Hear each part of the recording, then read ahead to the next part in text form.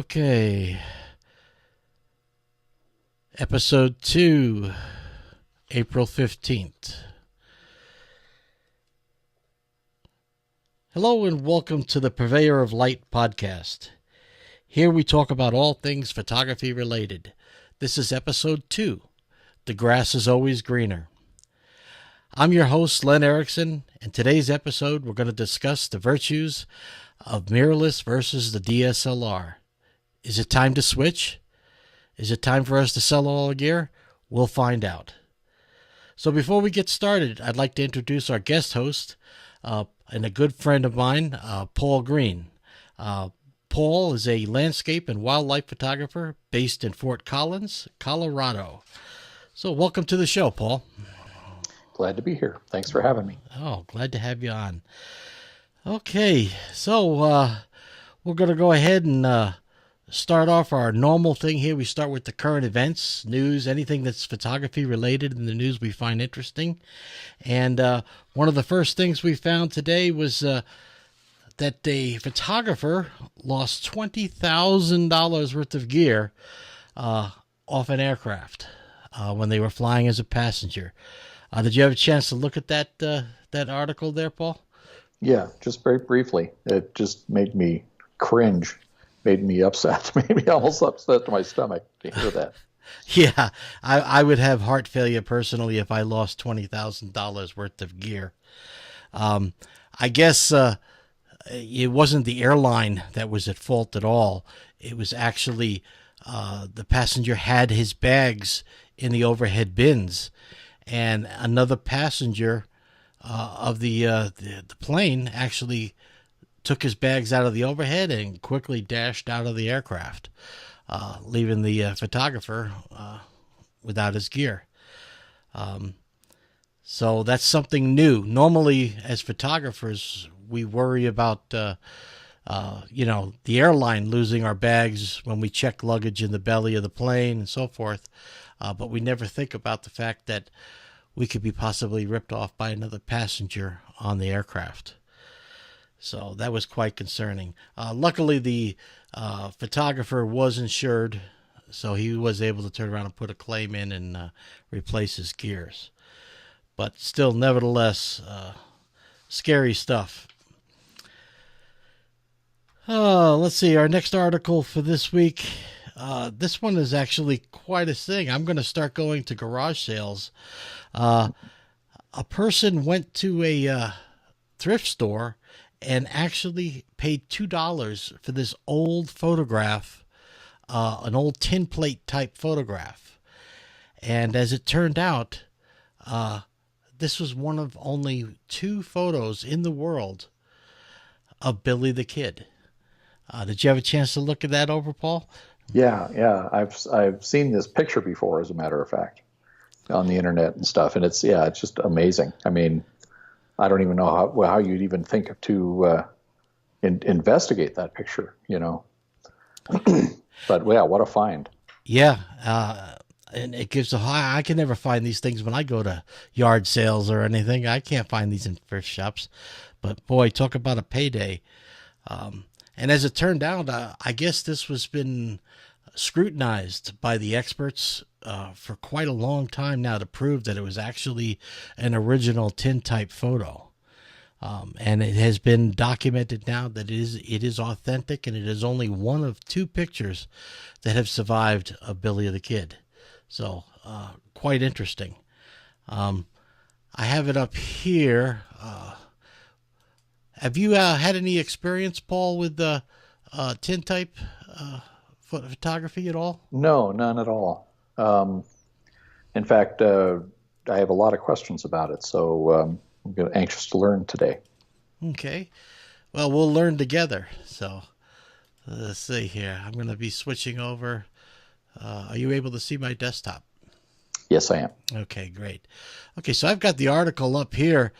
This is the actual photograph we're looking at. Let me close this little advertisement here. At first glance, it looks like, just an old photograph somebody found in the trash. But as it turns out, in a close-up here, that this is actually here in the sweater is Billy the Kid. And again, it's been scrutinized that he's out here, and this was after, I guess, some kind of wedding ceremony of someone that got wedded, and they were playing croquet, of all things. I would have never thought we'd see a picture of Billy the Kid with his reputation playing croquet, but nevertheless, a pretty interesting find and quite a payday for the guy who found this photo. I personally have seen some tintype photographs in some of the art museums and such. There's not many on display, but it is incredible on how old a lot of the tintypes are and how much detail they still hold, and how clear the photographs are. It's quite amazing. So, yeah, I would say that that's probably held up well, much better than actual film would have held up. Yeah, this is the other photograph of Billy the Kid, the only other known that was certified, another tintype of his photography here. And this caused me, because I'm always fascinated with anything with photography. So when I came across this story, I started to really dig in and do some research on tintype, because I've never actually taken a tintype photograph before. So one of the first things I wanted to do was learn the process, what was involved. And I've actually so fascinated with it, I actually now want to maybe invest a little bit of time and goof around with this photography, because it's kind of so unique. The whole process is quite elaborate. Are you familiar with wet plate photography, Paul? No, just what I've read in the last few days. It sounds daunting. It sounds like, we're so used to, in the digital age, we're so used to doing two things. One is being able to see our results immediately. Number two is taking hundreds of pictures if we want to, until, and picking the one or the two that we like the best. And here I did read something in that said that this is like a 30-minute process, taking a picture and taking it and developing it. And so yeah, it's astounding.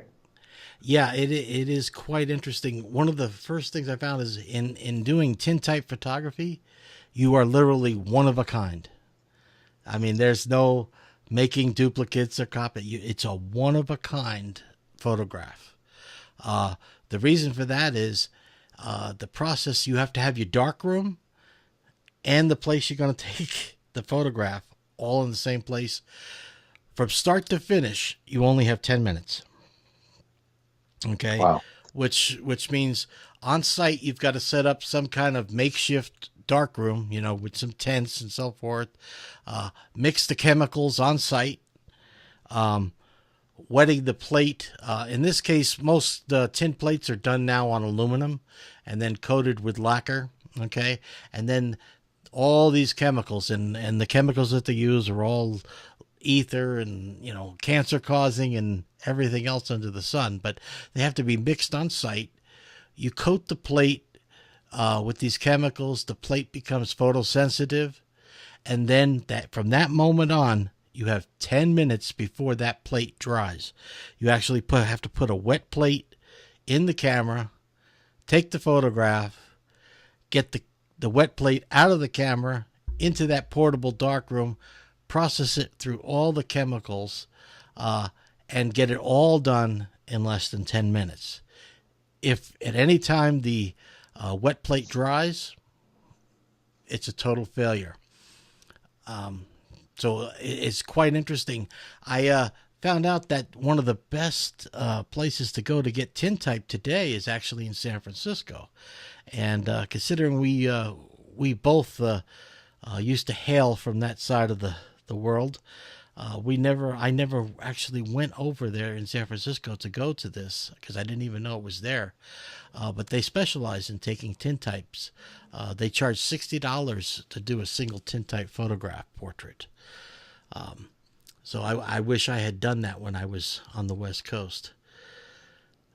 So that process of doing this, the 10 minutes and the everything else, I've always, I've always seen every old picture tintype that I've ever seen, nobody was smiling. And now I think I understand why. This is probably the fifth picture that they post for. They've been doing this for an hour. Well, absolutely. And you got to remember too, back in the old days, because this process was, this wet plate, is called, what is it called? Let's see if I pronounce it correctly. Collination, okay, is this process that's used for developing the photograph. They only have a few seconds, and then you got to stay still. So that's why nobody generally smiles in old photographs, and usually they have something behind the neck, like a headrest, that you can't see in the photograph, and they actually try to hold the subject totally still while they do the exposure, because the exposure can be, several seconds, if not longer. Okay, and you got to remember that they got to mix the chemicals, wet the plate, load the camera, take the shot, and then develop the photograph in less than 10 minutes total time. And then, of course, if it's a hot day or if the plate could dry out, and you get all kinds of mistakes. Plus, because this process is a manual mix, mistakes are very common. Now my research on this has found out that I'm going to open up a photograph here, and I have it in a Pinterest. Say, okay, this one here is a very common looking. Boy, my internet is slow. Huh. Okay, so this one here, you'll notice that has all kinds of smudges, irregularities, like acid burns around it, dark edges, and totally looks ghostly in some parts. This is a botched wet plate, okay? But what this is funny is this is what it's become, what people expect. They think that this is actually artistic, and this is what, when they do tintype today, this is what they try to achieve. They try to achieve that old look, I have an ancient photograph, but it's actually imperfections. If you were a tintype photographer back in the Civil War days, you would have thrown this photograph away. But now it's art. Okay, in today's world, people consider this to be art. So it's funny, but actually, the wet plate photography is actually has more detail than the photographs we take today, which is very interesting. If it's done correctly, a wet plate photograph will actually have more resolution, lower grain than ours today. Okay, and you don't have very many looking, and you'll notice here that you'll see again the edges where it's darkened, and that again, that is the mixing of the chemicals, how it was coated on the wet plate, and any mistakes you make, that's what happens to the photograph. So it's quite an interesting process. And I guess that's our second part of this whole thing is we've got a tin plate revival going on right now. It's actually being reborn, and people are actually stalking to this and actually modifying old cameras. They're buying old cameras off eBay, and they're actually getting in to do this tintype photography, and it's becoming, it's just catching like wildfire. People like the process. They like to say that this is, a one-of-a-kind photograph. There's, like in today's world, like you said, we snap, 100 shots, 1,000 shots. It's nothing to us. But here you have to slow down. You have to think. You have to plan. You have to prep. And then you have to execute. And then when you're done, you're left with a one-of-a-kind, unique photograph. So it's quite interesting. It's kind of like the resurrection in vinyl. Yes, in a way. But this one here, I watched a few videos online of the ones in San Francisco that do the process. And I would have played them here, but they're just way too long. They're at least 15, 20 minutes in length. But how they do it, how they coat the plates, how they develop it, it's quite fascinating. And I thought this whole thing was very intriguing. So I'm already now looking on eBay, looking for old cameras that I can convert to support the wet plate, just to have fun with it. Because, like a lot of people now are still trying to revive the Polaroid camera. The Polaroid cameras, we grew up with the Polaroid in our life, so it was commonplace. But now the generations going forward, it's new. Looking back, the Polaroids. I guarantee you probably had a Polaroid in your life. I have it hanging in my closet. There you go. See, so that was quite interesting, and I find it very interesting. And anybody that wants to go into this, I really do recommend, hop on to YouTube and look up wet plate, look up tintype photography. The cost is very low to actually get into it. Matter of fact, I saw one guy that's trying to make a little entrepreneurial business out of this. He actually bought a side panel van, okay, and he cut a hole in the side, mounted a big lens on the side of the van, and he turned the whole van into actually a wet plate camera. And so he puts a 6-foot piece of aluminum on the back wall, and the whole truck becomes the camera. And he actually develops it and takes the picture inside the van. So how big is that lens then? The lens on it, from the pictures I saw on it, wasn't any more than maybe 10 to 12 inches in diameter. Wow. And then again, he was focusing, the lens in the back of the truck, the inside, on a metal plate that he had coated. And he was producing some very interesting photographs. Was he focusing by twisting the lens or by moving the plate forward, backward? Yes. Okay. Yes. Again, I am far from an expert in this. Like I said, this was a story that interested me and caused me to look a little deeper. But like I said, because I just personally am fascinated with the old, the new, and everything that's photography. And I found this to be a very interesting. One of the first ones that I learned about was the Ansel Adams. Ansel Adams, used to use, he took all his photos in Yosemite on glass plates, which is a similar process to tin plate. But he didn't have to develop his plates on site, right? With the tin plate, you've got to develop your photos on the site. So, but it's quite interesting. So, you going to run out and get yourself a camera and modify it and take some tintypes now, Paul? I think we're going to talk about the next thing first. given that my money is not infinite. So. Oh, yeah. Well, that's one thing about any hobby, right? Okay, so let's go ahead and go on to our next article here. This one is a very tragic story.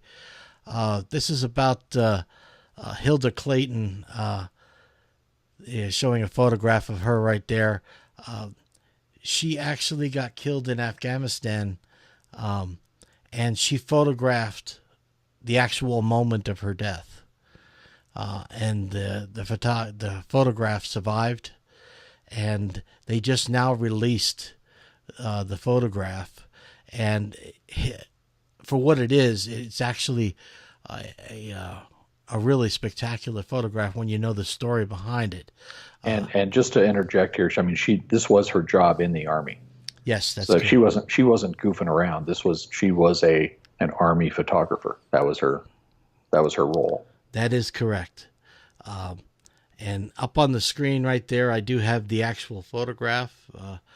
This explosion was the last photograph taken, and it was the time of her death when it happened.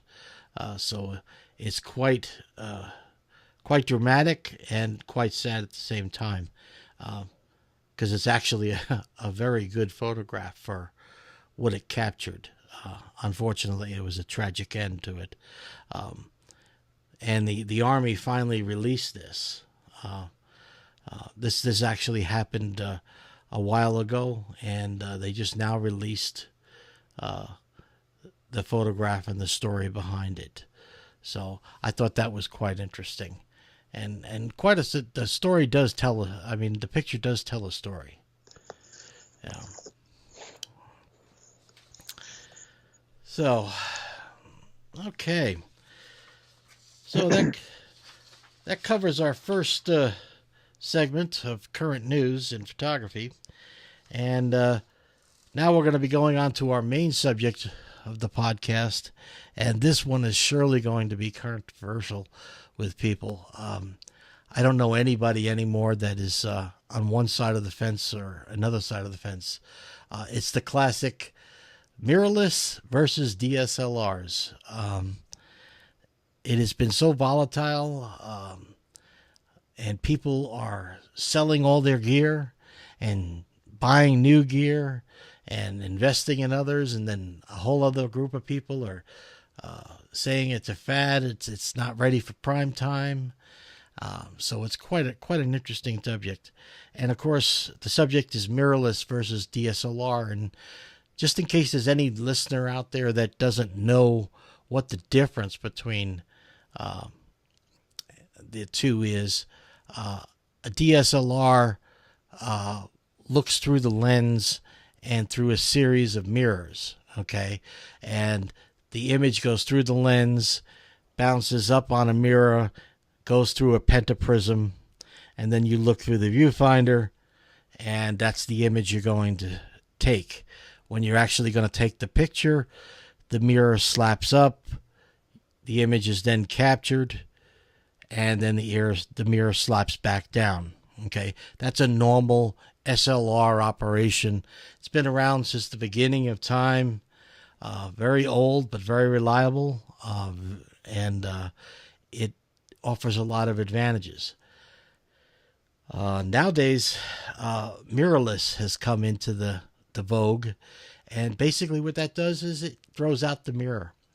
It throws out the pentaprism. The image just hits directly on the sensor, and whatever is there is what the camera captures. So it gives a lot of advantages.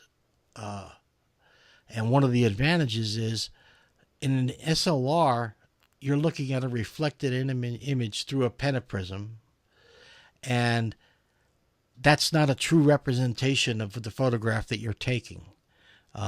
What your f-stop is going to be, how much depth of field, you're not going to see a true representation in a DSLR at the time you capture the photograph. With a mirrorless camera, that's just the opposite. You actually are, you look through the viewfinder. On the mirrorless, they call them EVFs, which is electronic viewfinders.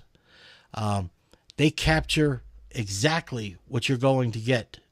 There's no chipping involved. You know exactly what you're going to get before you hit the shutter button. So there's a real advantage there. There's also disadvantages.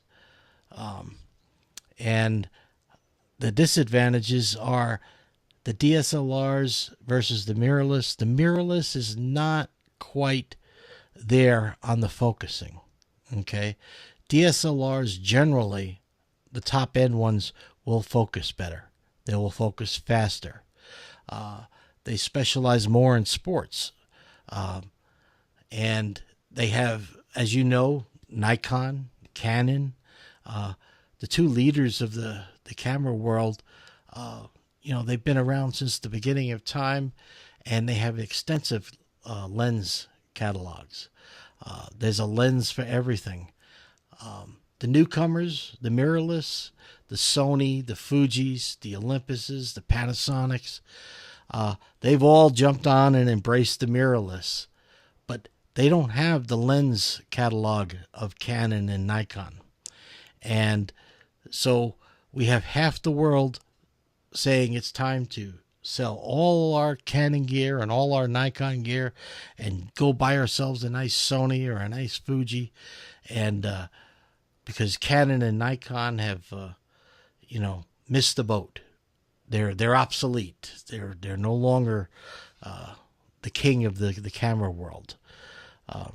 So that's basically where we are today. I mean, how do you feel about that, Paul? Do you feel that the DSLR is dead or dying?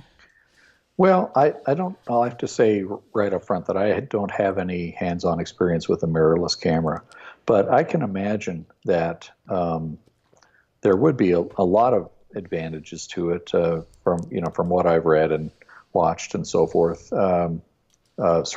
First of all, there's a size and weight advantage. Cameras aren't as bulky and wieldy, and if you're like me and you're hiking and you're carrying a lot of gear and you can shave a few ounces or a half a pound or something off of your gear, it's something that's noticeable and something that you benefit from. The other thing that I think of is there's two aspects to the mirror that kind of can represent a negative. One is that as you said already, what you're seeing in the mirror isn't necessarily what the sensor is going to see, and that's because you're taking that image through the lens, bouncing it off a mirror, bouncing it off another mirror, and looking at it,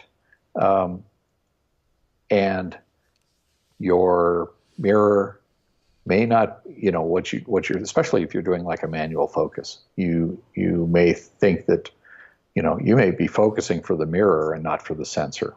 Now, the odds of that are pretty small, but if you've got the dreaded pixel peeping disease like I do, it could be something that you've got to deal with. Whereas with an electronic viewfinder, you're doing a manual focus. What you see is what you get. And the other thing about the mirror is that we're going to talk a little bit about other aspects, but you can, by using the mirror, you can introduce a little bit of camera shake, because just flopping the mirror up and out of the way is enough to maybe send a little bit of reverb through the camera.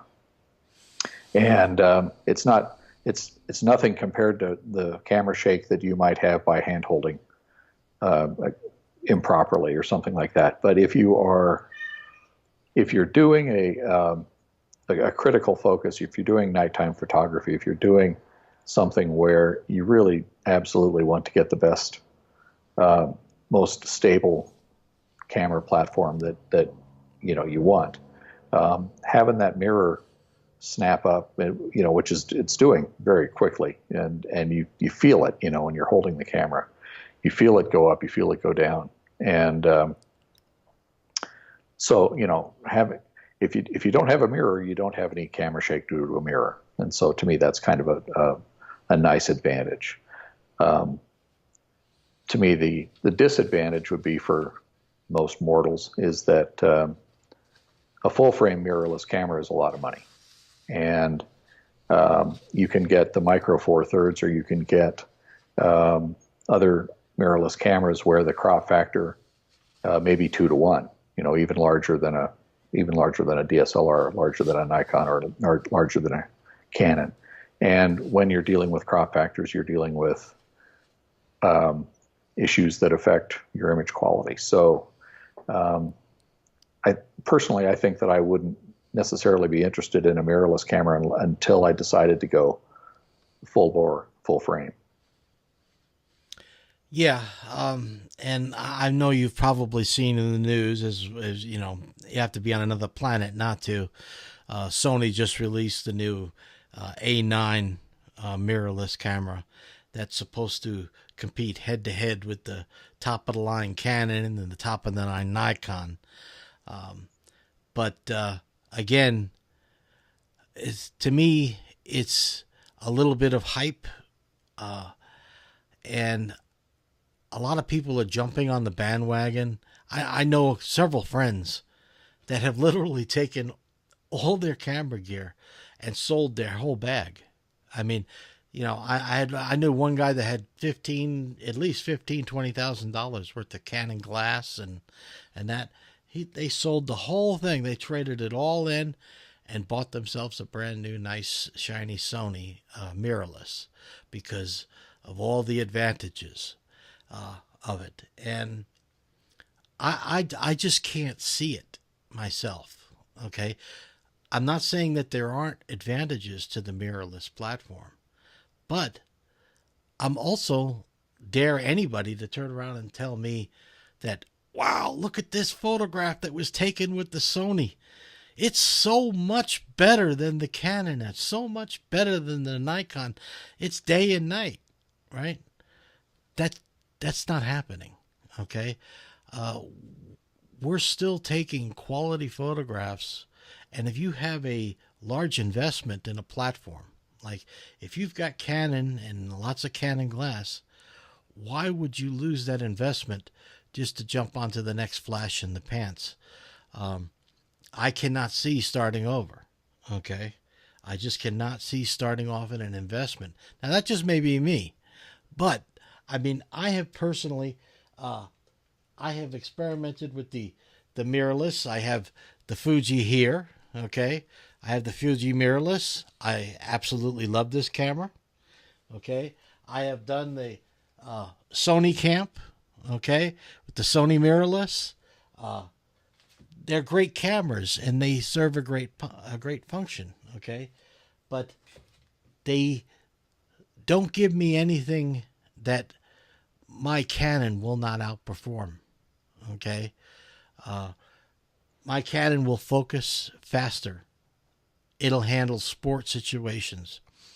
And not to mention, if I need a lens, all I got to do is just go ask for the lens because every lens is available for me. If I want to go shoot wildlife, there's an 800 millimeter lens for my Canon. There isn't an 800 millimeter for my Fuji. And there isn't one for my Sony. Okay. And also too, I mean, this just, everybody says, oh, this is light. This is compact. This is wonderful. Yes, it is. But isn't it a little ridiculous if I go ahead and put an 800 millimeter lens on this thing? I mean, it's disproportioned. It's, it doesn't fit in my opinion. If you have no investment, you have no glass, you have just starting out, and you want to go in, then maybe I would turn around and tell you to go to the mirrorless market and go there. But if you've already got an investment in a platform, I can't see jumping ship at this point. Now, are there any sort of adapters? Is there any sort of adapter ring that you can fit a Canon lens to a Sony camera? And if there is, what do you gain? What do you lose if there is such a thing? Okay. Great questions. And yes, there are adapter rings. Okay. And generally, you're going to give up a lot of the automatic functions that you become to rely on. Sometimes you'll lose autofocus. Communication with the lens will become a manual process. You'll have to manually activate the focusing on it. Sometimes the aperture rings on some cameras, right? Like this Fuji here, right? This Fuji has still got the old manual f-stop ring. Okay, so if the lens doesn't have the ability to communicate with this, you lose that. And on like Canon lenses, is there an f-stop ring? It's all electronic. It's all done through the circuitry of the lens. So there's no way for us to change that. I know a lot of people that have purchased the Sony systems and bought adapter rings and then go out and buy old Leica glass and they're manually focusing in that. And sometimes I think it's more of a hipster thing than it is actually anything of quantifiable things. Again, I still defy somebody to turn around and tell me, here's a photograph. It was taken with the Sony, and Nikon and Canon just can't even compare to this photograph. It's just so much better. I don't buy that. I just don't. I don't see it. I haven't yet to see a photograph that says toss all my gear and let's go to the mirrorless realm. I mean, I have, I don't know. I probably right now currently have 13, 14 different cameras. I've got different iterations of the Sony mirrorless, the Fuji line, the Olympus, the Panasonic, Canon, Nikon. I mean, I have a good sampling of just about every platform that there is. And they all take great photos. Okay. But some perform better. Like personally, you know, I'm a Canon shooter. Okay. I have a lot of Nikon gear. But for most parts, my go-to gear is Canon. And Canon will always fulfill whatever I need to do. If I need to go out and do a portrait session, Canon is there with the gear to perform that job. If I have to go out and shoot wildlife, Canon can fulfill that. It has the lens lineup. It has all the gear to go with it. If I wanted to shoot sports, same thing. When you're dealing with the mirrorless world, they can't fulfill all those worlds. So for me personally, I'm staying with the DSLR for now. Well, let me interrupt. At this point, I think it's probably fair to say that they can't fulfill that yet, right? I mean, there's nothing really from a technical standpoint that would prevent them from doing that. It just means that the demand hasn't been there. The critical mass of the market hasn't made it attractive yet. Right. Yeah, I would agree with that.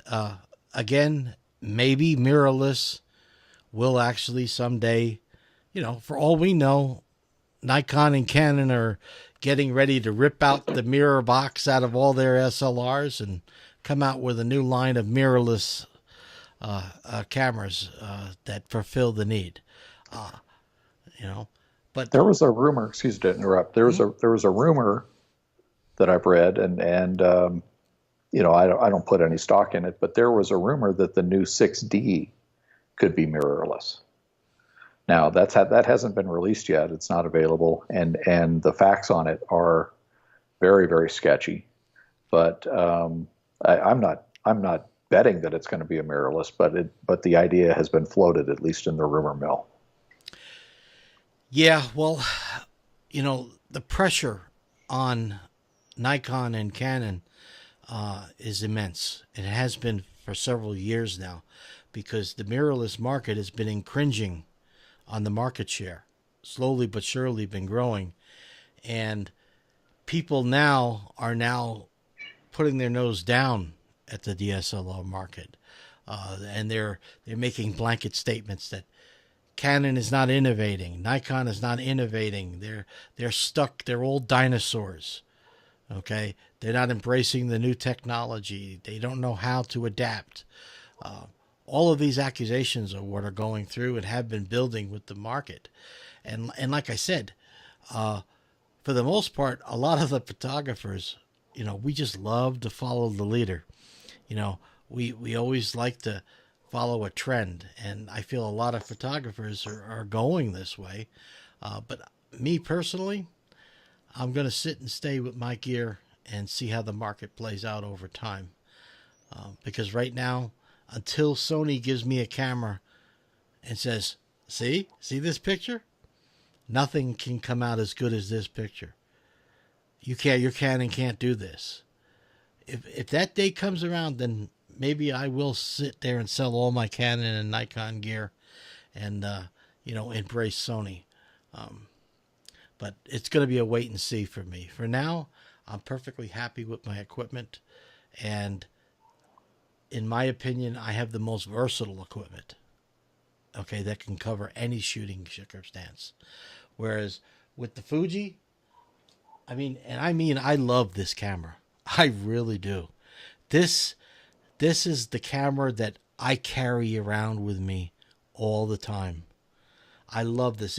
It's the retro, the old style, the knobs and the dials. I just absolutely love this thing.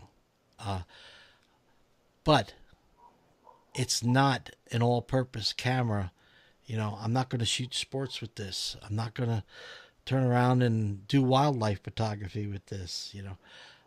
I'm not even going to do portraits with it because, this is a fixed mirrorless, and it's great for snapshotting and going out and everyday photos, but it's not giving me the rounding experience I have with photography.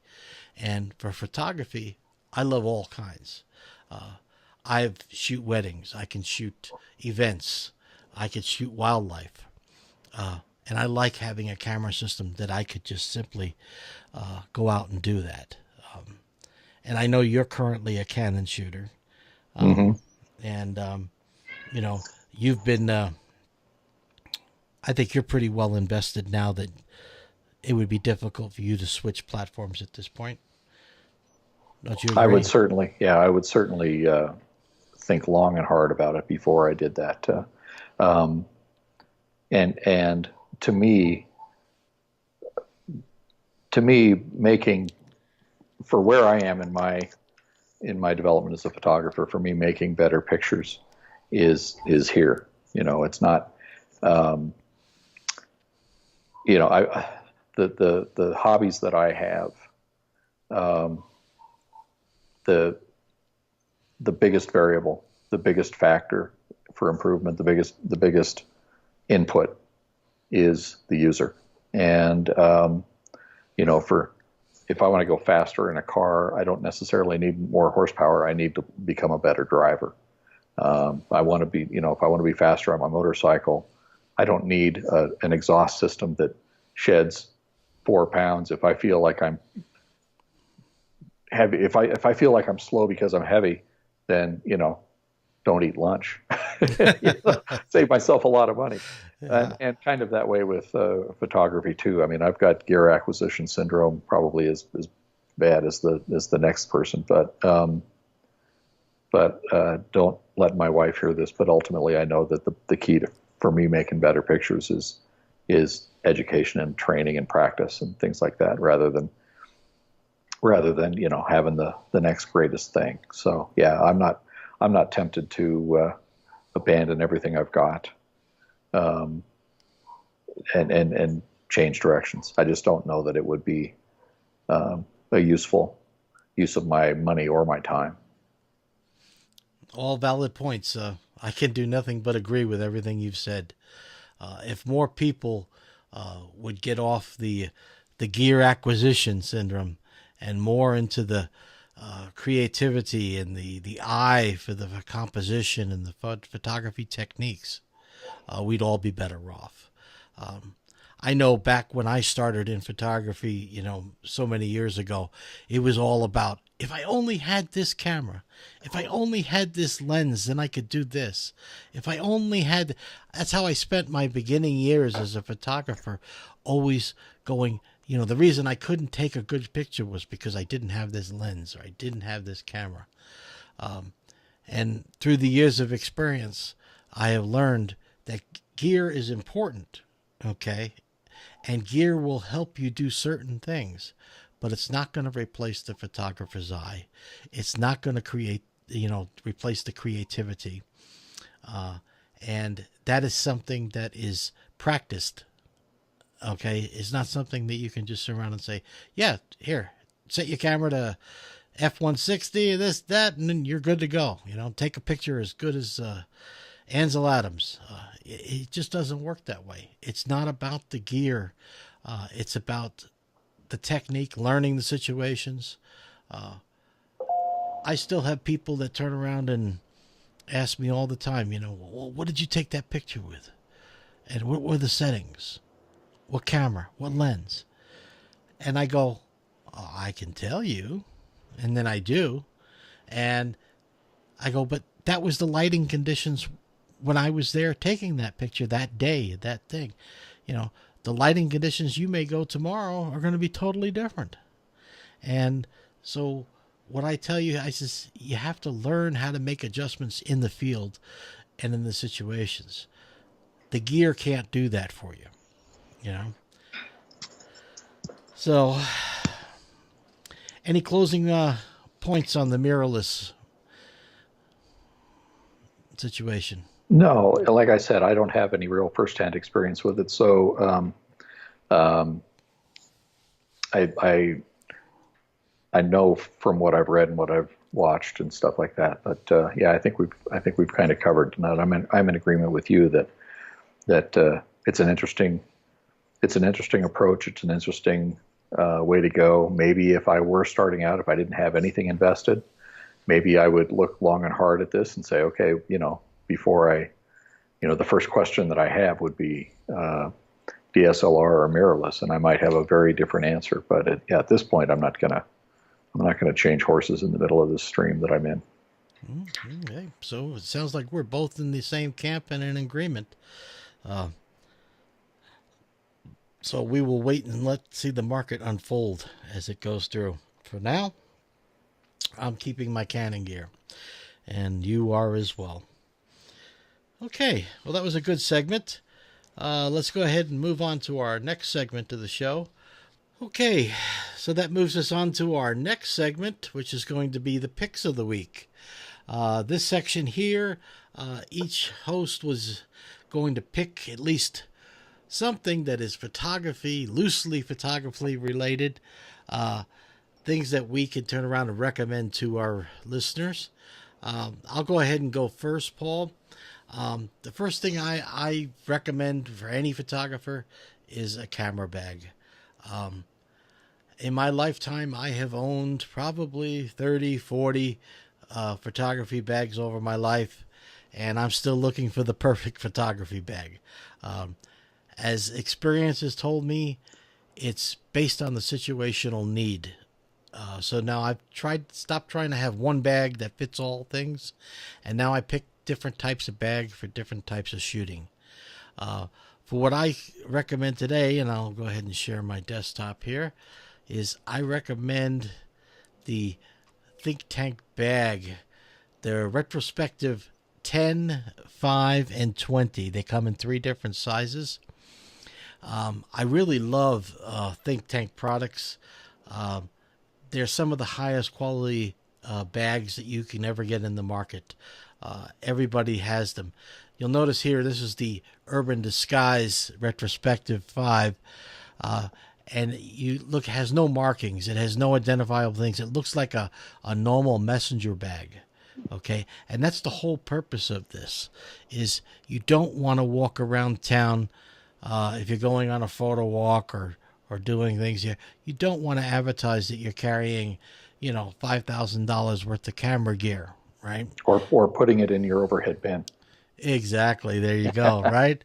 So I like these because they're plain, they're inconspicuous. They come in different colors. They come in gray, the blue denim, or the gray here. And I just absolutely love these bags to death. They are just so plain, but they are the highest quality bags that you'll have ever encountered. Okay. And like I said, the 5, the 10, they're very simple inside. They're meant to be functioning shooter bags. Throw it over your shoulder, and it's meant for you to pull the camera out, change a lens, and shoot in the field. I use these bags more than any other bag that I own. Okay, and I have backpacks and sling bags and all this. The messenger bags like this are the ones that I use almost exclusively. And Think Tank is one of those companies that stands behind their bags. If anything happens with these bags, Think Tank is there and they will support. I had one where the zipper started to go, and they immediately sent me a new bag. Not even a hassle. There's a price premium. Okay, like here's the Retrospective 5. They're selling it right now for $144. But it is, in my opinion, absolutely worth every penny. I have their rolling bags, their shoulder bags, their backpack bags, their tool belts. I mean, I have an extensive Think Tank. I'm one of their best customers, I think. But they stand by their products. They built the highest quality bags I have seen in the industry. And the biggest thing is they're non-conspicuous bags. They don't yell at me and say, steal me. Okay? And that's what I love about them. So that's my pick of the week. Paul, your pick of the week. Okay, I'm gonna go against everything I just talked about, preaching no gear acquisition syndrome. Do you want to flip it to me here? Okay, am I on?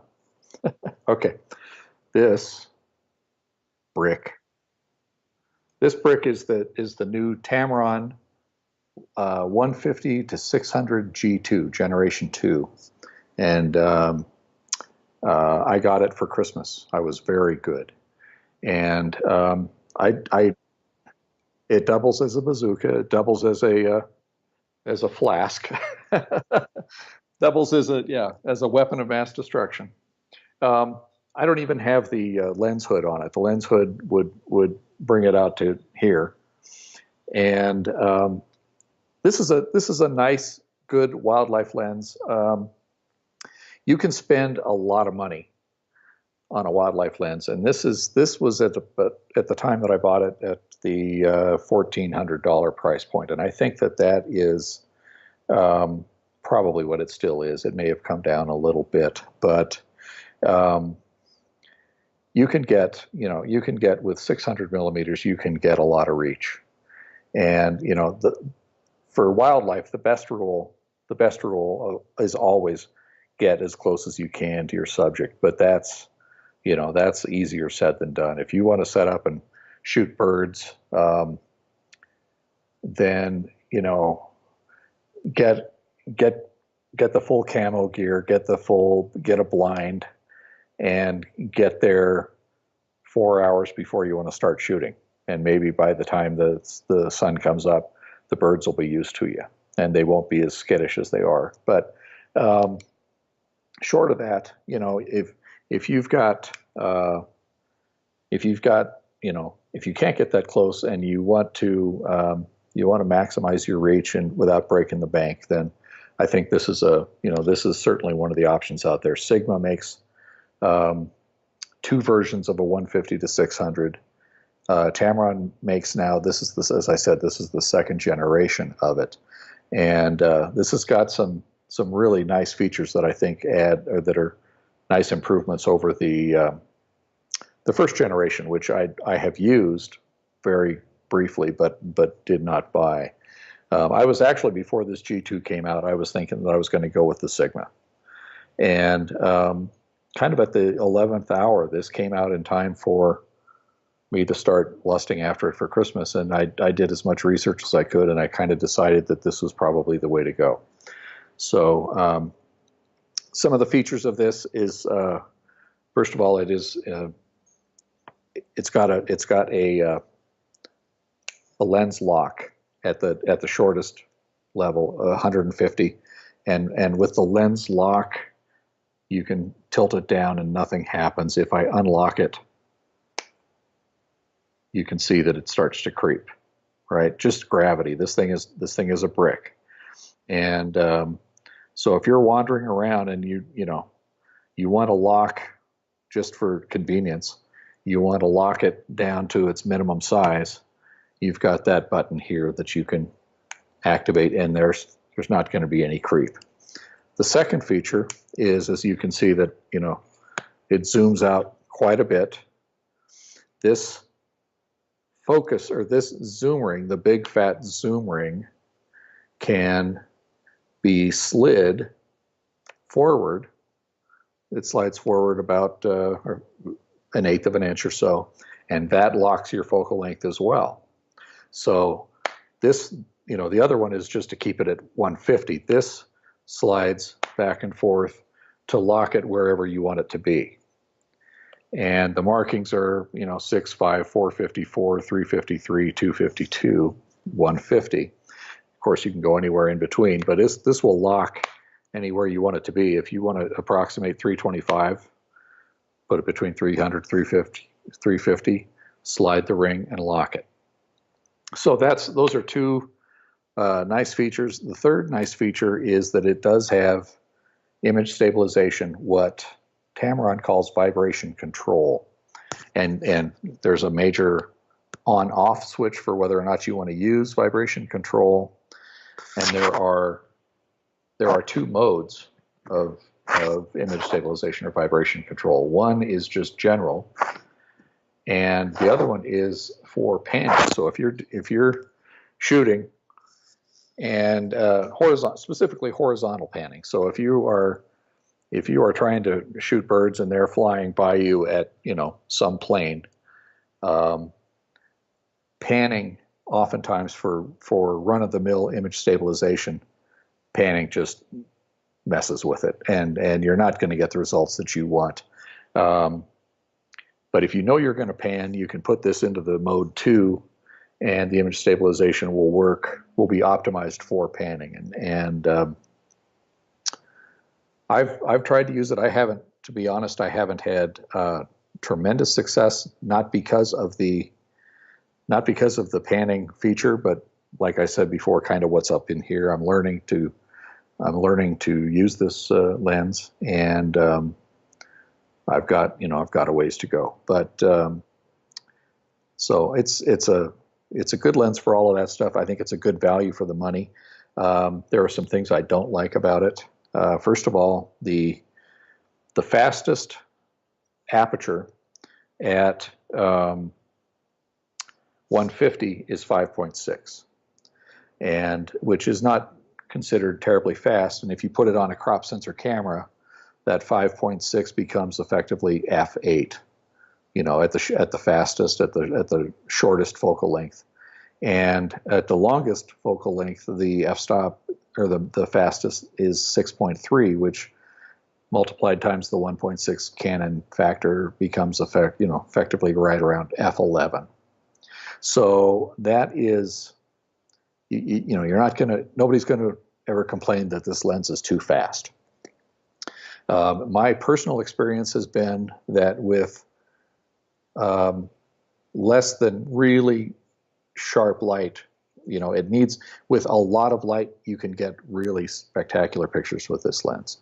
In anything that resembles shade or cloud cover, or the golden hour, or something like that, your light is going to diminish enough that the focus on this gets kind of soft.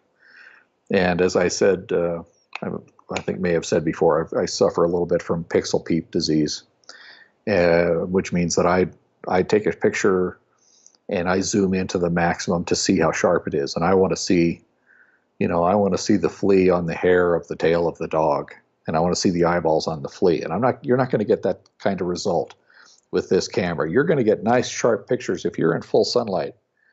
You're going to get really great pictures. Also, if I bought this, I'm not a sports shooter, but I am a wildlife shooter. If you're taking a picture of a bull moose or a bull elk or a bison or something like that, you're going to get nice quality pictures. If you're trying to take a picture of a hummingbird that's 10 meters away, and you're zooming into 600 millimeters and the light isn't perfect, you may find that your focus is a little softer than you want it to be. But once again, Len, you know what the options are. If you were to buy I'm just going to throw out like a 400 or 500 millimeter f4 fixed lens from Canon, you're going to spend $8,000 to $13,000. For maybe $8,000 for a 400, $13,000 for a 500. Here you've got $1,400. You've got a flexible, you've got a zoom lens, you've got the flexibility, you've got, pretty high percentage of the image quality that's possible, and you've spent, $1,400. So, and it beats the heck out of carrying around three lenses or $30,000 in lenses to get the kind of pictures that I think you could be happy with. So that's my pick. I'm enjoying it. I'm learning how to use it. I'm learning its shortcomings and its strengths, and as time goes by, I think I'm gonna like it more and more.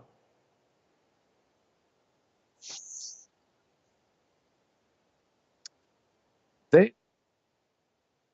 they claim, yeah, I can't remember. It's either 4 or 4.5. Yeah, so that vibration control works pretty well. If you can if you can stop down, if you're at 600 and you're in good light, once again, you need lots of light. But if you are at 600 millimeters, and that would imply a minimum shutter speed of 1/600th, ideally probably more like 1/1250, 1/1250. If you can if you can go if it's really at 4 stops, you can go from 1/1250, you can go to 600 is 1, 300 is 2, 160 is 3, and 100 is 4. So if you've got a subject that isn't moving, if you've got a buffalo or an elk or a moose or something like that that isn't flitting around like a skittery bird, you might be able to take this down to 1/60th of a second if you're on a tripod, and or even handheld, and you might be able to get a good picture. You might be able to get a really sharp eye with this camera. Like I said, once again, in good light. Soft light, all of a sudden you feel like, okay, yeah, I shoot auto ISO in soft light, especially with something like this, and my camera may take it up to ISO 1600, and then you zoom in and you think it's at normal viewing, on a on a laptop or something, or if you were going to print a normal image, the sharpness that you're going to get is going to be pretty nice. But if you want to zoom in, if you want to crop really tight, you may be looking at a softer focus than you were hoping to achieve. Yeah, that's the difference between a $15,000 lens and a consumer lens. Is that additional sharpness? And I learned something. This is kind of related. I learned something a few years ago, when I bought a telescope, and I connected my camera to it, and I was taking pictures of the moon, and this was an equivalent focal length of 1,200 millimeters for this telescope, and all my moon shots were soft, and they were my shots that I was taking with my 70 to 300 were a heck of a lot sharper than the shots I could get with my 1,200 millimeter telescope. And so I called the telescope company and I said, what's going on? Why am I not getting the results that I wanted? And they explained, the longer the focal length, the less the light. And you need, if you're going to have that sharpness, you need lots of light. There's a lot of light in the full moon, but you're just not going to get the sharp contrast and the super sharp detail, the farther out you go. So with my 70D, the equivalent focal length on this thing is 960. So that lets you get in pretty close, but you're like I said, you're probably the best you're going to do is f11. And if you take your camera up from 6.3, if you say, okay, well, I'm going to get sharper by going to f8, then you're talking about f20 or f18 or something, and that's not a lot of light. So you just it's not this is a great lens. It's not a magic pill, but I've enjoyed it, and for the first few months after I got it, it's pretty much the only camera that's been on my lens. So I've had a lot of fun with it. Okay, great. Good pick. Expensive pick, but good pick. Yeah, I think I'll go down next time. You made my camera bag look cheap. Yes. So, okay. Well, that brings us to the end of our episode today. I'd like to thank Paul. I appreciate you coming on as a guest host here. I've enjoyed our talk. A lot of good information I think were exchanged by all parties. So you up for another invite in the future, Paul? Sure, absolutely. All right, excellent. I may have exhausted all of my knowledge in this one, but I'll try and learn something new. Well, go buy yourself a mirrorless camera. That's what everybody says, right? And then we can re-record episode 2. All right, sounds good. All right, again, thanks, Paul, and we'll see everybody next week. Take care. All right, take care.